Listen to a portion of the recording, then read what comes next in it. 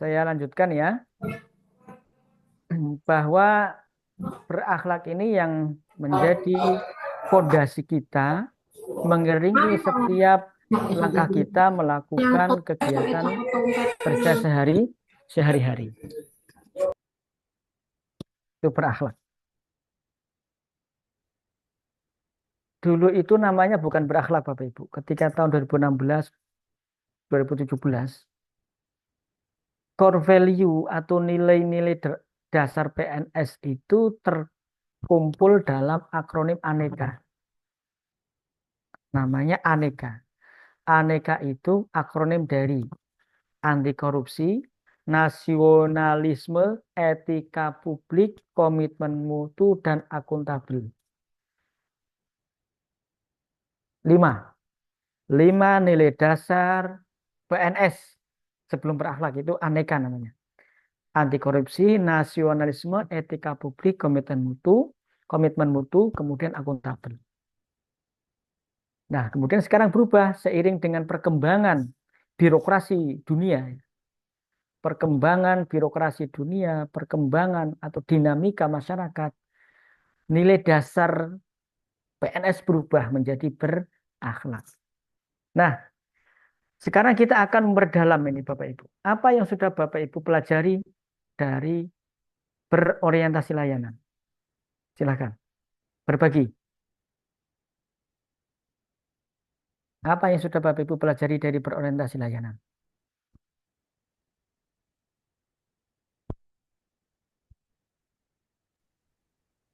Silakan.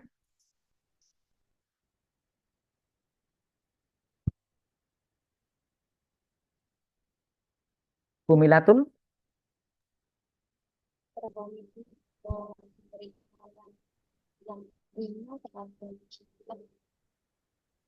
Ya, memberikan layanan prima kepada masyarakat supaya masyarakat puas. Saya itu sering mengamati Bapak Ibu, layanan publik itu sering mengamati dan mencoba untuk mendapatkan layanan. Ketika ada era ini ya, ada era pola kepemimpinan, pola pelatihan kepemimpinan yang baru Bapak Ibu. Dulu itu pejabat-pejabat eselon 4, 3, 2 itu diklatnya macam-macam. Ada namanya ADUM, itu eselon 4. Ada Sepama untuk pejabat eselon 2 ke atas. Ada Sepamen eselon 1. Nah, kemudian berubah, polanya berubah, kurikulumnya berubah.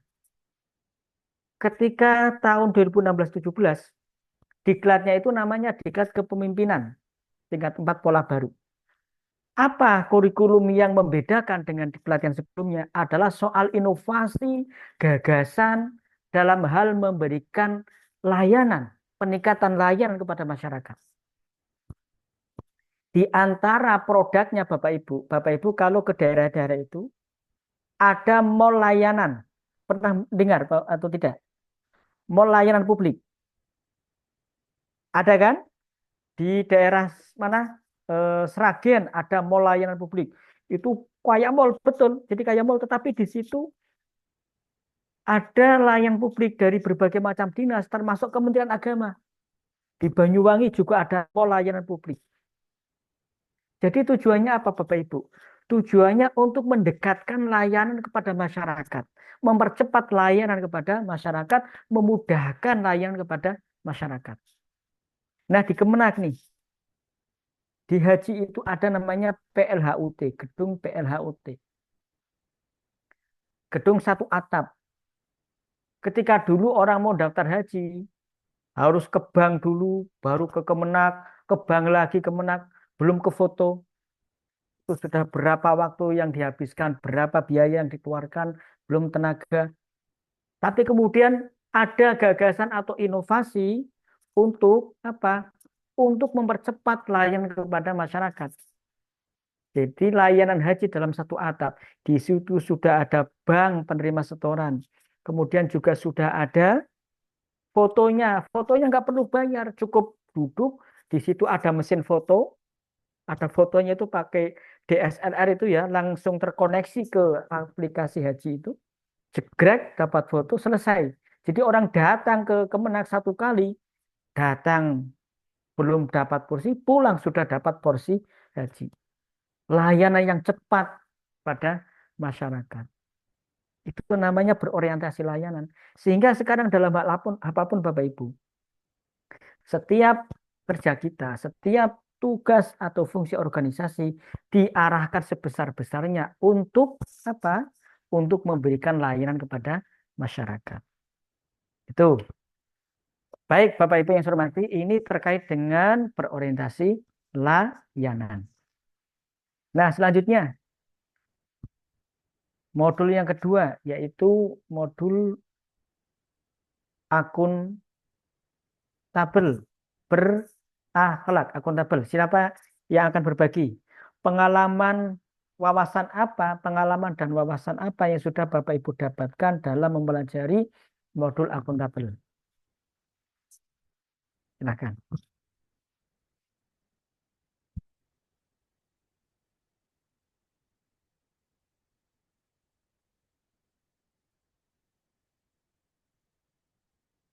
Akuntabel. Silakan. Ya, Pak Muhammad Izul Haq, silakan, Pak Izul.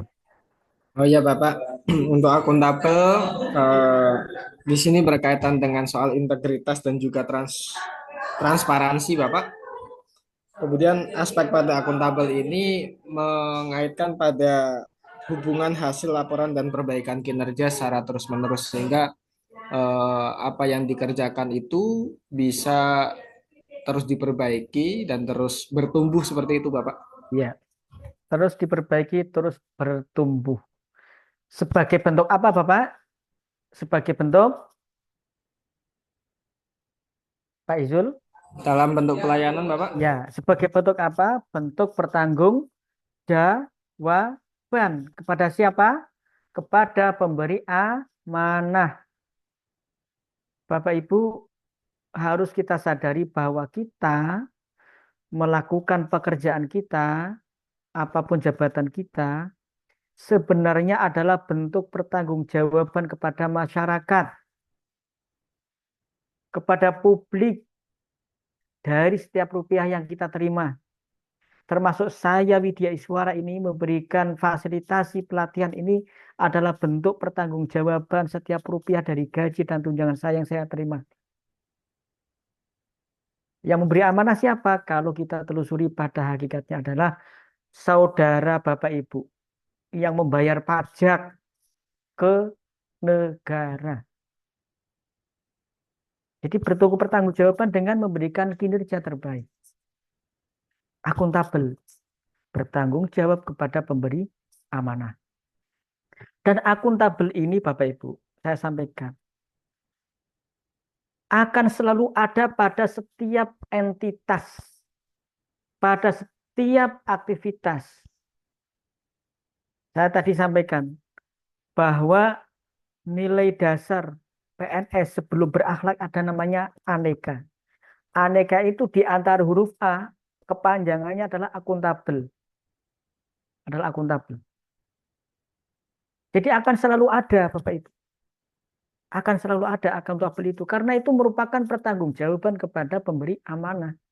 Yang memberi amanah kepada kita itu adalah negara. Kita bertanggung jawab kepada negara. Melaksanakan tugas sesuai dengan jabatannya masing-masing. Nah, dalam hal organisasi, sistem pertanggungjawaban itu sudah dibuat sedemikian rupa dan berkesinambungan sehingga menjadi sebuah sistem. Namanya sistem akuntabilitas kinerja instansi pemerintah. Setiap organisasi pemerintah, satuan kerja harus mempertanggungjawabkan anggarannya. Baik tanggung jawab keuangan maupun kinerja. Kinerja itu artinya hasil kerja. Hasil kerjanya harus bisa dipertanggungjawabkan. Contoh, Bapak Ibu yang ada di madrasah mendapat anggaran dari APBN sekian miliar. Secara keuangan harus dipertanggungjawabkan. Bagaimana pertanggungjawabannya? Mengeluarkan, membelanjakan uang berdasarkan ketentuan peraturan perundang-undangan. Di dalam keuangan itu ada namanya akun-akun. yang tidak boleh asal membelanjakan. Contoh, ada namanya akun belanja pegawai, ya. Ada namanya belanja pegawai. Nah, akun belanja pegawai tidak bisa digunakan untuk belanja barang. Ada akun belanja barang tidak boleh digunakan untuk belanja modal. Ada akun belanja modal tidak boleh digunakan untuk belanja pegawai. Kalau belanja pegawai itu akunnya 51, barang 52, modal 53. Tidak boleh asal belanja itu tidak boleh. Kalau dalam membelanjakannya salah akun, akan terjadi temuan. Temuan ketidakpatuhan terhadap peraturan. Jadi tidak mudah. Tidak mudah Bapak Ibu. Itu baru dari sisi keuangan. Belum nanti masuk ke sisi kinerjanya, hasil kerjanya. Kalau guru, hasil kerjanya misalnya nih, bisa diukur dari hasil belajar siswa. Tingkat partisipasi, kalau madrasah, tingkat partisipasi siswa. Guru bisa di hasil kerjanya bisa dilihat dari misalnya modul ajar, membuat modul ajar, membuat RPP, membuat karya tulis, membuat buku guru. Dulu ada yang namanya buku guru ya. Kalau penghulu misalnya bentuk pertanggungjawaban kinerjanya, hasil kinerjanya memfasilitasi proses perkawinan, pernikahan. Kalau penyuluh memberikan penyuluhan di jamaah tertentu, itu bentuk akuntabilitas. Oke, berikutnya kompeten. Apa yang sudah Bapak Ibu pelajari dari kompeten? Izin Bapak, Ya. ya bahwa dari kompeten itu kita sebagai ASN harus meningkatkan kemampuan, termasuk keterampilan pengetahuan. Nah, bisa dengan cara kita mengikuti pelatihan, seminar, ataupun yang lainnya. Kita juga harus terbuka terhadap pembelajaran teknologi baru, gitu Ya, Bapak. ya, tadi saya sampaikan ya bahwa kompetensi kita itu akan tumbuh dan berkembang jika kita berani untuk berproses. Cara untuk kita berani berproses adalah berlatih untuk mengalami. Nah, supaya kita mengalami, jangan menolak tugas dari pimpinan, tugas dalam rangka mendukung organisasi. Ketika pimpinan memberikan tugas kepada kita berkaitan dengan tugas organisasi, dengan kantor, dengan tempat kerja, kita katakan, siap Bapak, saya akan lakukan dengan yang sebaik-baiknya. Adapun hasil, itu bisa kita lakukan evaluasi. Jika hasil kerja kita kurang, maka kita perbaiki. Jika hasil kerja kita standar, maka bisa kita tingkatkan. Nah, jika kita mau mengalami berproses, Bapak Ibu, maka kita akan mendapatkan pengalaman baru. Kita akan terasah kompetensi kita. Seorang guru tidak akan mahir meskipun guru akan mahir menjadi seorang guru apabila tidak mau untuk mengajar, apabila menolak kelas. Aku cukup kelas siji jiwai. Tidak berani untuk pengalaman, mencari pengalaman dengan mengambil atau mengikuti proses pembelajaran dengan siswa yang berbeda. Jadi pengalaman itu akan mendukung kompetensi kita, Bapak Ibu. Guru, penyuluh juga demikian. Jadi kompetensi bisa kita bangun melalui pelatihan, melalui magang, proses, kemudian apa? Kita memberanikan diri untuk berproses sehingga kompetensi akan terbangun, kompetensi kita akan semakin meningkat. Dan itu pernah saya alami Bapak Ibu. Sedikit saya cerita ya. Zaman dahulu itu ketika tahun 2002, 2003 itu kan belum ada yang namanya aplikasi itu kan belum familiar. Aplikasi itu belum familiar. Aplikasi yang familiar itu ya aplikasi game. Game polisi itu saya masih ingat. Waktu itu ketika CPNS saya diajak oleh kepala balik. Waktu itu saya sebagai administrator pimpinan diajak ke Jakarta untuk membuat rencana kerja dan anggaran. Itu pekerjaan besar yang membutuhkan keseriusan karena di situ menjabarkan rencana kerja pegawai, rencana kerja organisasi. Apa yang akan dikerjakan oleh organisasi oleh Balikdiklat dalam 1 tahun beserta anggarannya dan harus dapat dipertanggungjawabkan secara keuangan, secara regulasi keuangan. Belanja kegiatan ini belanjanya A, B, C, anggarannya sekian, bagaimana di dalam standar keuangan itu memenuhi atau tidak. Dan waktu itu saya baru membaca modulnya, petunjuknya. Tapi saya sudah mengatakan iya. Begitu sampai di Jakarta, kemudian dari Kementerian Keuangan memberikan tutorial cara pengisian, saya pelajari, saya berproses sambil belajar. Dalam waktu 3 hari selesai. Waktu yang diselesaikan disediakan 5 hari. Saya nomor 3 dari seluruh satker di Kementerian Agama se-Indonesia. Jadi lebih cepat. Karena cepat, Kepala Bali senang. Wah, oh ya cepat. Ditanya, kamu lulusan mana? Ngobrol. Saya masih ingat itu, Pak Kepala Bali ngobrol dengan Pak Hartono. Lagi masih lulusan ini. Lulusan nano, UIN. Dulu masih IAIN, IAIN. IAIN Sunan Kalijaga. Jurusannya apa, Mas? Anu Pak, saya jurusan muamalah. Muamalah itu kaitan ekonomi. Ya, iya Pak, saya belajar ekonomi juga. Akuntansi. Oh iya benar. Nah setelah karena pimpinan puas Bapak Ibu, senang bisa kerja dengan cepat. Saya pulang pertama kali naik pesawat terbang. Wah, pertama kali naik pesawat terbang itu hadiah dari anak Bali. Karena bisa cepat selesai dengan tidak ada kesalahan. Saya berani kan berproses, belajar sambil berproses. Nah, kompetensi itu bisa kita bangun dari kemauan kita untuk berproses. Oke, selanjutnya kompeten, kemudian harmonis. Silakan, harmonis. Izin, Pak. Ya, silakan, Assalamualaikum. Pak Fajar. Ya, jadi kalau untuk harmoni sendiri itu, jadi ASN itu harus saling peduli, menghargai perbedaan, Ya, serta membangun lingkungan kerja yang kondusif. Terutama dalam hal ini, seorang ASN itu harus bisa memiliki toleransi yang tinggi ya, dan juga peka terhadap perbedaan yang ada di iya, lingkungan kerjanya dan juga di masyarakat. Terima iya, kasih, Pak. betul sekali, Pak.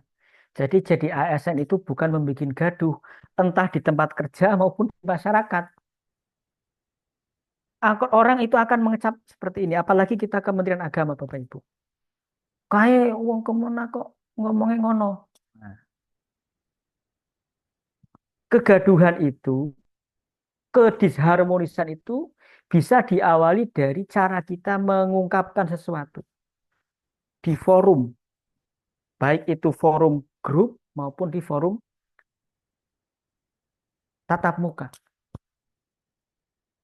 Disharmoni bisa diciptakan jadi karena cara kita berkata-kata. Jangan sampai kemudian ada masyarakat tuh wong kok wong kemenak carane ngomong kok kaya ngono. Nah, kita perlu hati-hati nih. Maka Bapak Ibu, kita perlu berhati-hati berkata karena secara sistematis terukur, tidak asal apa ya, tidak asal bicara. Setiap yang kita sampaikan di grup itu jangan sampai menimbulkan kegaduhan. Nah, jangan sampai menimbulkan kegaduhan. Hati-hati kita pelajari betul. Karena seringkali kegaduhan di komunitas, kantor-kantor itu kan sekarang ada grup ya. Itu diawali dari cara menulis sesuatu. Nah, jangan sampai kita menjadi orang yang menyebabkan disharmoni karena kesalahan kita dalam mengutarakan pikiran kita. Nah, di kantor itu akan ada banyak perbedaan. Ada perbedaan suku, budaya, karakter individu yang berbeda-beda, kemudian apalagi agama, bahkan perbedaan pendapat dan pendapatan. Golongan 2 pendapatnya jelas berbeda dengan golongan 3. Golongan 3 berbeda dengan golongan 4. Nah, yang seperti itu Bapak Ibu, yang banyak perbedaan itu justru kadang perlu kita sikapi dengan hati-hati. Artinya begini, hati-hatinya itu bukan terus kita antipati, bukan ya. Tetapi kita sikapi dengan sikap yang bijaksana bahwa perbedaan itu mesti ada. Maka kita jangan kemudian larut ya, jangan kemudian justru memanfaatkan perbedaan itu untuk kepentingan kita. Caranya adalah dengan menghormati, dengan saling menghargai. Ketika ada perbedaan pendapat, ketika ada perbedaan pendapat, mestinya perlu ada komunikasi, komunikasi yang baik, yang santun. Tidak kemudian jangan sampai ada beberapa kejadian ya di instansi pemerintah itu debat itu sampai gebrak-gebrakan meja. Ya. Kalau kita lihat di video-video itu, bahkan sampai antara atasan dengan bawahan itu sampai adu kekerasan itu kan ya sangat ironis ya. Instansi pemerintah perbedaan adanya perbedaan kok sampai terjadi apa namanya kekerasan fisik itu kan ironis. Harusnya tidak. Maka kita ciptakan harmoni di tempat kerja kita. Bapak Ibu sebagai ASN menjadi bagian dari solusi jika ada konflik, baik itu di tempat kerja maupun di lingkungan masyarakat. Kita menjadi bagian orang yang menciptakan harmoni dimanapun kita berada. Selanjutnya, berakhlak, harmoni berarti loyal. Silakan. Izin Bapak. Ya, silakan loyal. Loyal artinya sebagai ASN kita mesti setia terhadap Pancasila, kemudian Undang-Undang 1945, NKRI, serta pemerintahan yang sah, Ya. serta mendukung program pemerintah dengan integritas. Seperti itu, Bapak. Iya, dan itu merupakan kewajiban kita. Tidak ada celah ya, tidak ada tidak ada celah untuk kita melakukan sesuatu yang bertentangan dengan nilai-nilai tadi, bertentangan dengan NKRI, Pancasila, regulasi. Nggak ada celah bagi kita. Kita sudah diikat oleh regulasi, oleh undang-undang, undang-undang ASN, yaitu undang-undang nomor berapa Bapak Ibu? Undang-undang ASN?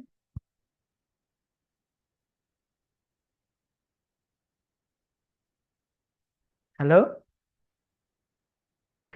Nomor berapa? Undang-Undang nomor 5 tahun 2014. Ya, Undang-Undang nomor 5 tahun 2014 telah diperbarui dengan Undang-Undang nomor 20 tahun 2023. Nah, kita ada di mana Bapak Ibu? Bagian loyal ini.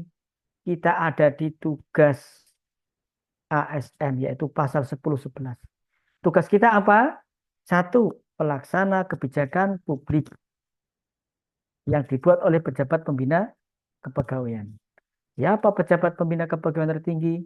Yaitu Presiden. Di bawahnya ada menteri, ada pejabat eselon 1, 2, 3. Jika beliau-beliau telah membuat sebuah kebijakan, maka mau tidak mau, suka tidak suka, kita wajib hukumnya untuk melaksanakan. Unconditional ya, unconditional, tanpa syarat. Kita wajib melaksanakan. Bagaimana Bapak Ibu menandatangani surat itu, bersedia gitu ya. Kita wajib melaksanakan. Yang kedua, pelayanan publik. Memberikan layanan sebaik-baiknya kepada publik. Kemudian yang ketiga, perekat dan pemersatu bangsa. Nah, ini relevansinya dengan loyal tadi. Loyal terhadap peraturan yang berlaku, Undang-Undang Pancasila NKRI. Untuk mewujudkan persatuan dan kesatuan bangsa. Merekatkan kebangsaan. Jangan sampai kemudian ada ASN yang melakukan tindakan Bapak Ibu? Keluar dari ideologi. Maka tidak heran ketika beberapa waktu yang lalu banyak ASN yang diberhentikan tidak dengan hormat, tidak atas permintaan sendiri. Itu adalah hukuman terberat. Sebab apa? Mereka terlibat dalam gerakan yang dilarang oleh pemerintah. Mereka terlibat dalam ormas-ormas yang dilarang oleh pemerintah. Jadi waspadai, ya Bapak Ibu, waspadai setiap langkah gerak kita. Jangan sampai kita kemudian ikut menjadi misalnya partisan, ormas-ormas yang secara hukum dilarang oleh pemerintah.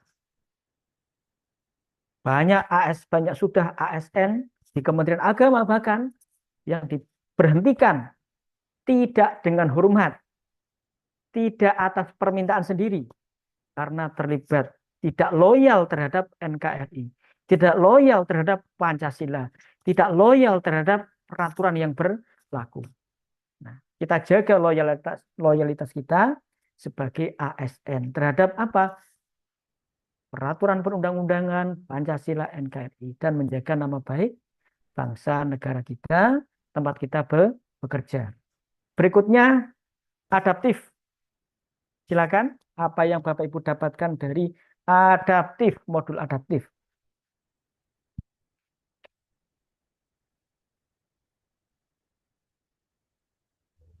Izin, Pak. Ya, silakan, Pak Munif. Ya, adaptif itu cepat menyesuaikan diri menghadapi perubahan-perubahan yang ada. Kemudian juga kita diminta untuk terus berinovasi dan mengembangkan kreativitas serta juga bertindak proaktif di lingkungan satuan kerja kita begitu. Ya, Bapak Ibu yang saya hormati, dinamika perubahan masyarakat kita itu sangat cepat sekali.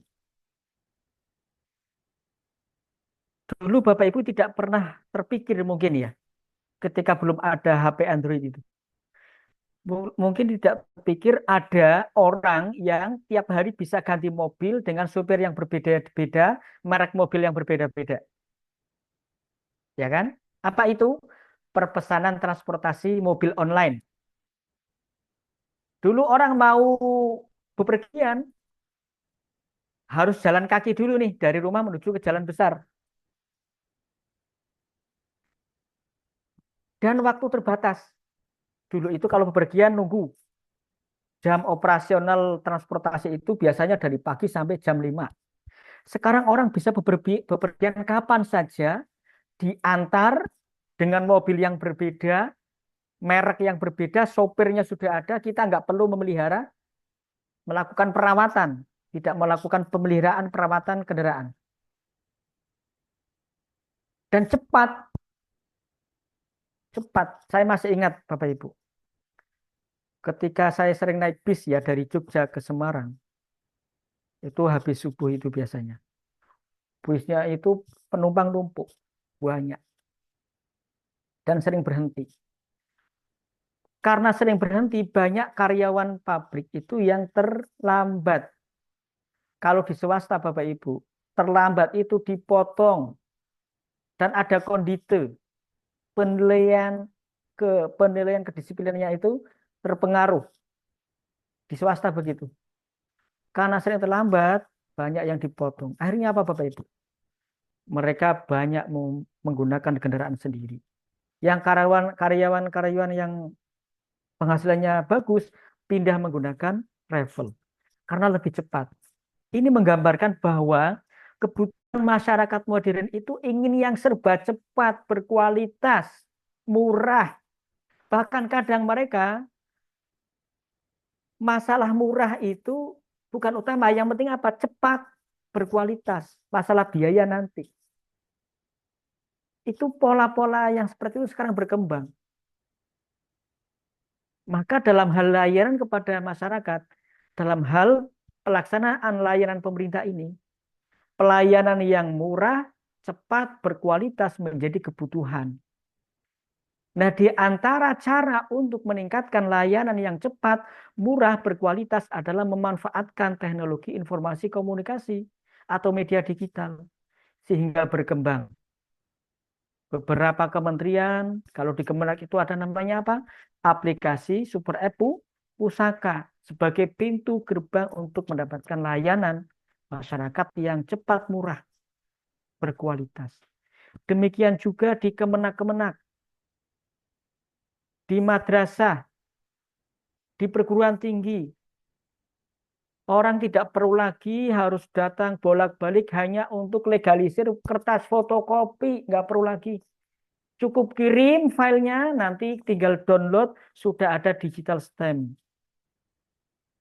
Sudah jelas-jelas otentik, sudah terverifikasi, sudah terlegalisasi. Cepat. Maka kita sebagai ASN harus tanggap, harus responsif terhadap perkembangan itu. Kita tidak boleh lagi mengatakan, aku ora iso mengoperasikan, tidak boleh lagi. Jadi zamannya sekarang itu adalah zaman kompetisi mengoperasikan teknologi informasi komunikasi. Tidak bisa lagi seorang ASN mengatakan, aku ora iso aplikasi ini. Tidak. Mengapa saya mengatakan tidak bisa lagi? Sudah banyak tutorial yang bisa kita pelajari di YouTube. Orang iso aplikasi ini belajar aplikasi melalui YouTube. Ya kan? Orang iso Canva, di YouTube banyak Canva. Tidak bisa Prezi, di YouTube banyak Prezi. Tidak bisa aplikasi pembuatan video pembelajaran yang menarik, di YouTube sudah banyak. Kita harus kreatif memanfaatkan teknologi informasi. Kita harus adaptif terhadap perkembangan teknologi informasi untuk mempermudah pelaksanaan tugas kita dalam rangka memberikan pelayan kepada masyarakat yang berkualitas. Adaptif. Terakhir, kolaboratif. Silakan berbagi kolaboratif.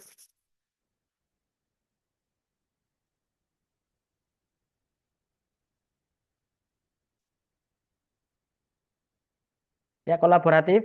Siapa yang akan berbagi apa yang sudah didapat dari pengalaman wawasan, apa yang sudah didapat dari modul kolaboratif.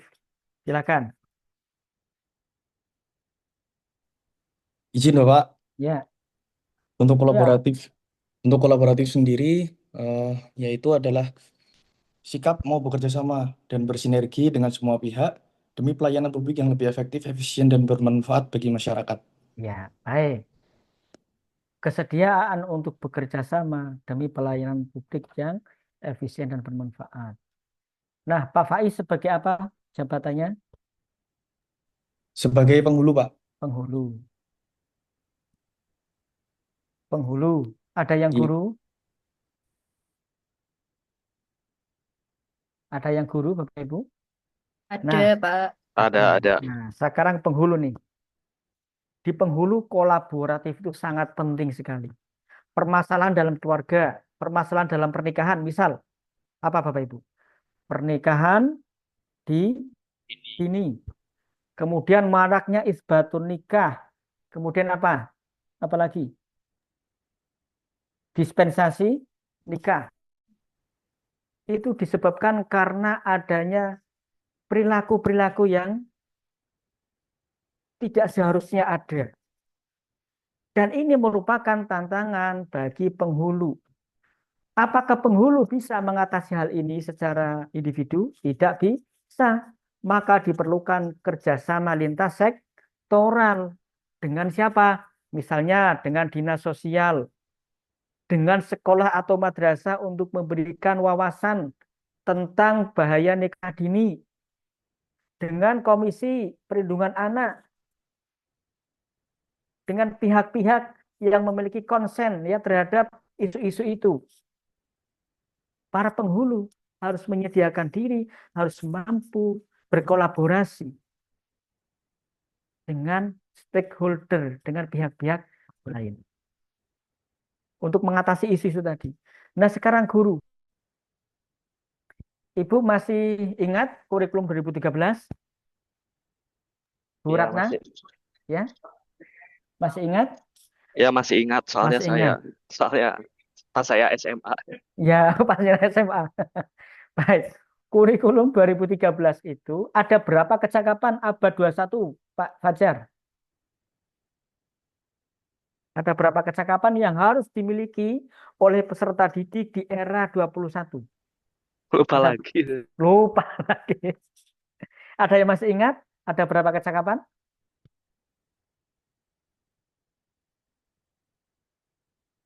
Guru harus ingat ini.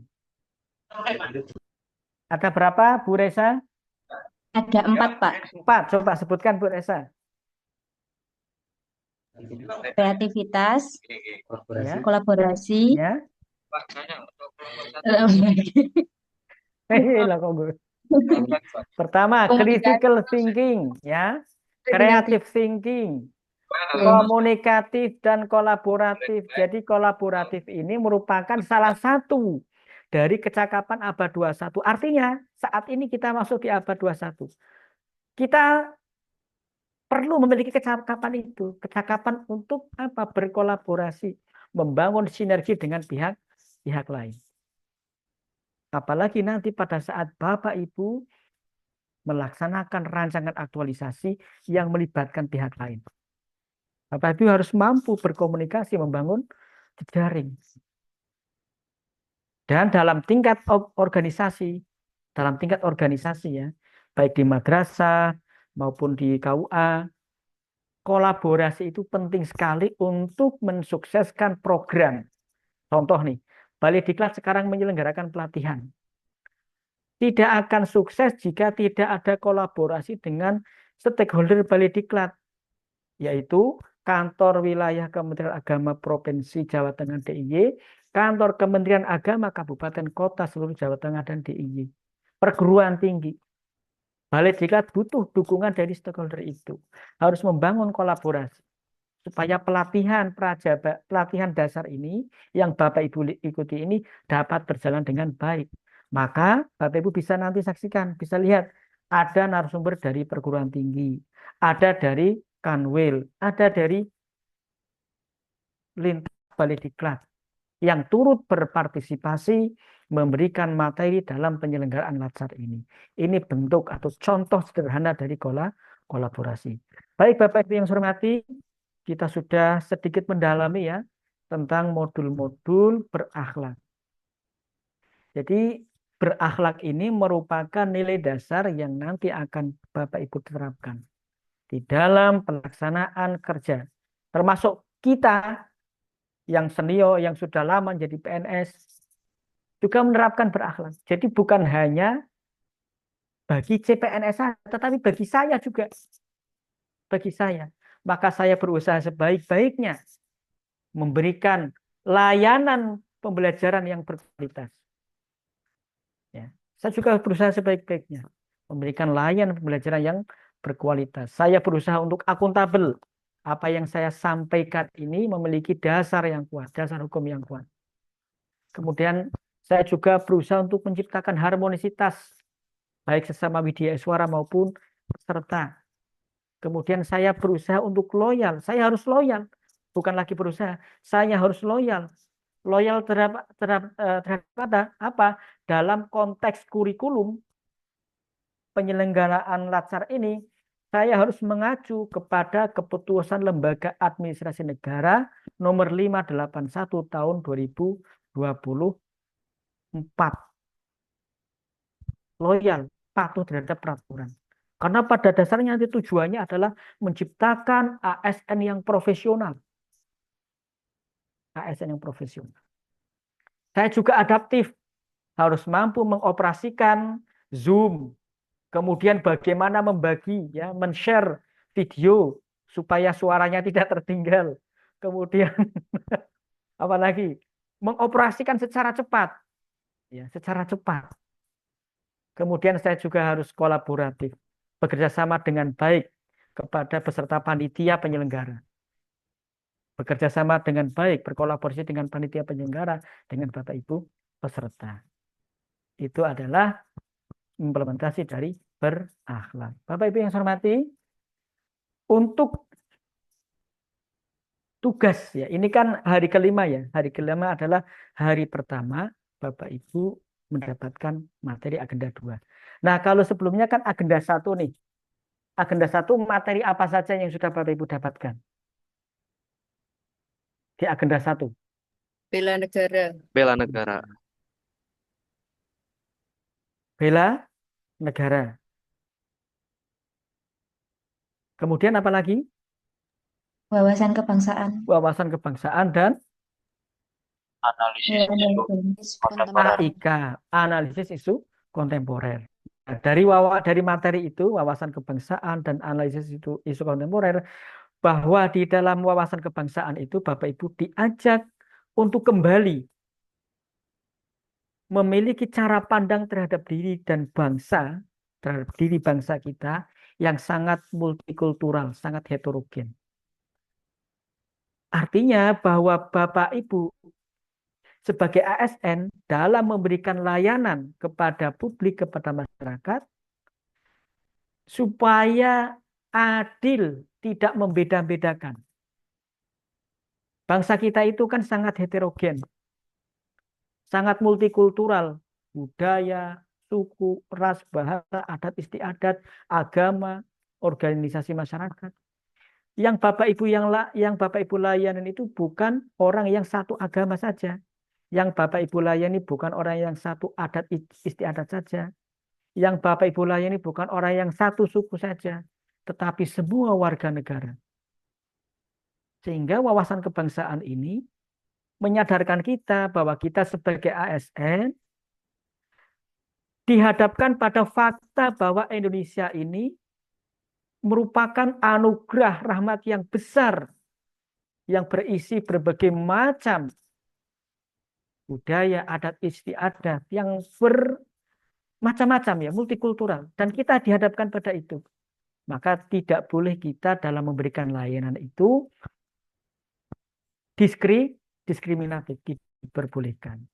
Harus kita beri layanan yang sama. Tidak boleh ada yang lebih, tidak boleh ada yang kurang. Itu wawasan kebangsaan mengajarkan kita untuk itu. Menyadarkan kita untuk itu. Lalu analisis isu kontemporer mengajarkan kepada Bapak Ibu bahwa sekarang perkembangan dinamika birokrasi global itu sangat dinamis ya. Birokrasi dunia itu perkembangannya sangat dinamis.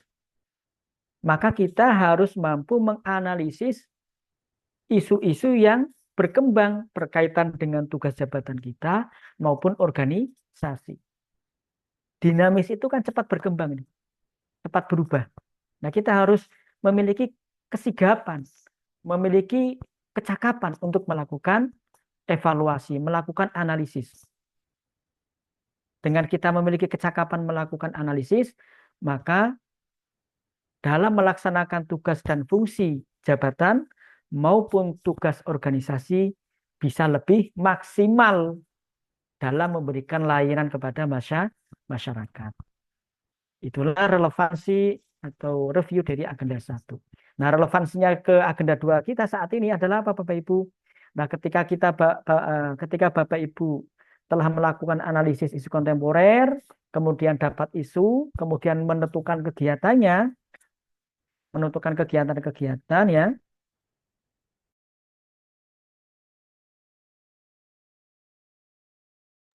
Setelah menentukan kegiatan-kegiatannya, lalu dalam melaksanakan kegiatan itu juga perlu mengimplementasikan berakhlak. Di setiap melakukan kegiatan, mengimplementasikan berakhlak, berorientasi layanan, akuntabel, komitmen, kompeten, harmonis, loyal, adaptif, dan kolaboratif. Ini jadi materi agenda 1 dan agenda 2 itu berkaitan. Ya, Bapak Ibu yang saya hormati, setelah Bapak Ibu sinkronus saat ini, nanti Bapak Ibu akan melakukan asinkronus. Apa yang Bapak Ibu lakukan asinkronus yaitu mengerjakan tugas individu dan tugas kelompok. Akan saya share, akan saya bagikan di chat, silakan diunduh. Tugas individu 1 sampai 3 dan tugas kelompok 1 sampai 3. Hari ini adalah hari kelima. Di hari kelima ada tugas individu hari kelima dan tugas kelompok hari kelima. Hari ke-6 juga ada tugas individu hari ke-6 dan tugas kelompok hari ke-6. Hari ke-7 ada tugas individu 3 hari ke-7 dan tugas kelompok 3 hari ke-7. Nah, untuk tugas kelompok nanti setiap kelompok dibagi menjadi 2 sub. Kelompok 3 dibagi menjadi 3A dan 3B. Kelompok 4 dibagi menjadi 4A dan 4B. Sampai di sini paham ya? 3A, 3B mengerjakan tugas kelompok. 4A, 4B mengerjakan tugas kelompok. Semua tugas kelompok dibagi dikerjakan subkelompok. Baik tugas kelompok 1, tugas kelompok 2, kelompok 2 maupun tugas kelompok 3. Jadi nanti untuk tugas kelompok 1 ada hasil karya kelompok 3A, 3B, dan 4A, 4B, dan seterusnya. Tugas kelompok 3 ada 3A, 3B, 4A, 4B. Nah, kemudian untuk tugas individu dikerjakan secara individu. Instruksinya sudah jelas, ada di dalam lembar tugas. Silakan diunduh. Khusus untuk tugas individu yang kelima dan tugas kelompok yang kelima, hari kelima, tugas individu 1 dan tugas kelompok 1 ya hari kelima ini, Bapak Ibu boleh dikumpulkan besok jam 12 siang. Kalau di instruksinya nanti malam. Di instruksinya itu nanti malam jam 23.59. Nah, karena ini sudah sore, kita beri waktu Bapak Ibu boleh dikumpulkan besok siang jam 12.00. Bisa dipahami ya Bapak Ibu ya? Oke, silakan diunduh.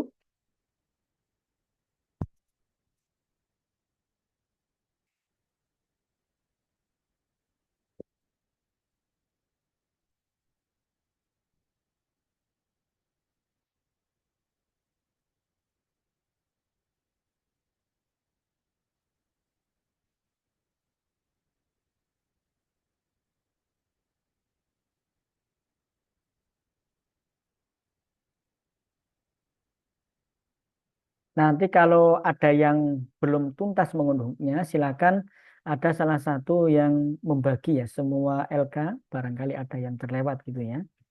Jadi ada 3 tugas individu dan 3 tugas kelompok. Baik, sudah atau ada yang belum Bapak Ibu?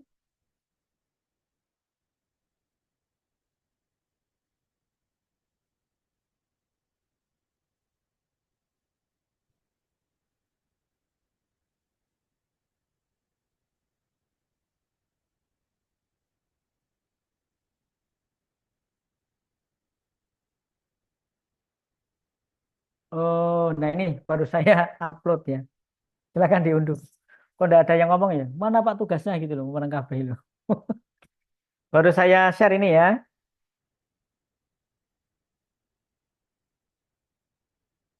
Sudah terlihat Bapak Ibu di chat? Sudah, Sudah, Pak. sudah. Saya mau bilang sudah bisa diunduh Bu, Bapak Ibu. Silakan anggukan kepala gitu kayak wong lorong ini ya. Kode anggukan kepala kan kayak wong ya, kayak wong semaput atau nggak sadar kan menganggukkan kepala kan. Jadi boleh nanti ya Bapak Ibu ketika ben ora ketok gitu ora terkesan kayak wong sedang musibah itu hidupkan saja mic-nya ya. Nggak perlu menganggukkan kepala gitu. Sudah diunduh? Sudah, Pak. Sudah ya. Baik, kalau sudah semua ya, ada 3 tugas individu dan 3 tugas kelompok. Baik, kalau sudah Bapak Ibu, selamat mengerjakan tugas melalui kegiatan asinkronus. Dan mohon maaf Bapak Ibu, kalau ada salah, marilah kita akhiri di sinkronus yang pertama agenda 2 ini dengan bacaan tahmid. Alhamdulillahirrahmanirrahim. Saya akhiri. Wassalamualaikum warahmatullahi wabarakatuh. Alhamdulillahirrahmanirrahim. Waalaikumsalam warahmatullahi wabarakatuh. Waalaikumsalam. Waalaikumsalam warahmatullahi wabarakatuh. Alhamdulillah.